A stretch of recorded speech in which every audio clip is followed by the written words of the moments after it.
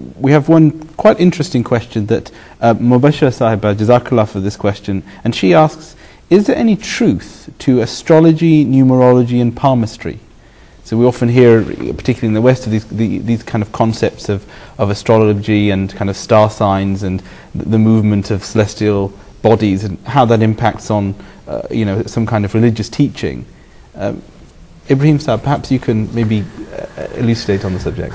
Well, I mean, the question is an interesting question, and of course, in any science, there's always some substance or some basis to some facts to it. I mean, there's no doubt. I mean,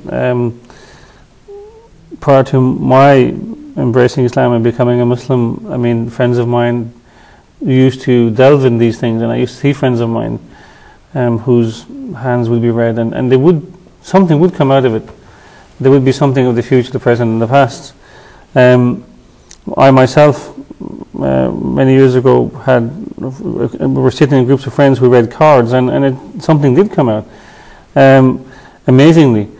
But I would say that from my observation of people who do this, what we have to understand, that whereas there may be truth only in the sense that there's a method that they have used to find a way to tell the future, and that could be by probing questions or I mean, for example, take numerology, for example. That is done by numbers. That is done by taking your name from an alphabet and then putting a number to it, and then according to each number there is a description of a character. I mean, that is basically taking a chance. In other words, you're just taking a chance that this may be your character. In fact, all these three things are about how to help or tell people how to lead their lives. And so, I mean, you may get something out of it. But from a religious point of view, again, we find in the Bible and clearly in the Quran that God Almighty has warned mankind that in these games of chance, that there is some advantage, but the evil is greater. So God has advised us, Allah subhanahu wa ta'ala has advised us to keep away from these things and only put this trust in Him. So I'm sure many Muslims or even Christians or Jews or any religious person would be amazed to see a person putting cards down and telling them something, and they would be taken back. But to kind of live your life to that and depend on that would be wrong. I mean, I've seen friends of mine who've lived their life like that. So, I mean, there is some truth in it only in the basis of the method they use.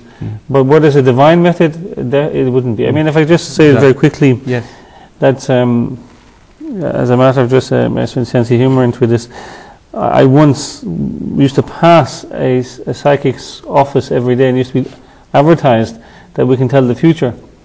And I remember after a number of weeks I saw for close, for sale sign. I actually wanted to go to the person and say, could you not tell the future that you were going to close down? But we've got very little time left. Imam Saab, do you want to touch on the subject? I mean, these are perhaps teachings that we see that perhaps lack substance. Well, I think actually if we say that they are related to, for example, the stars, knowledge about that, and also the palms, the lines and all that. Actually, this verse of the Holy Quran should also be in our mind.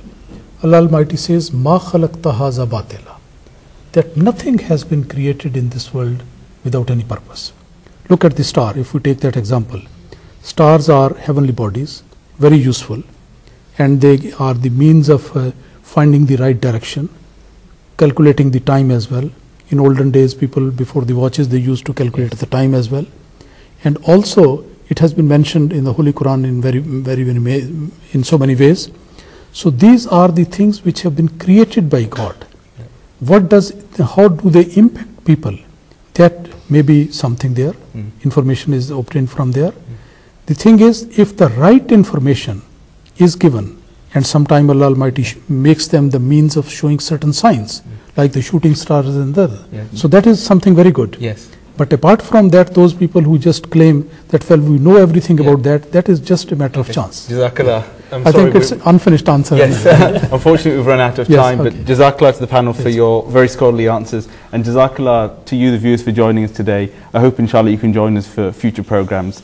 Just as a quick reminder, if you would like to send in your questions, the email address is faithmatters@mta.tv, or if you prefer to fax, the international fax number is +44 208 687 8037. Jazakallah and Assalamu alaikum wa rahmatullahi wa barakatuh.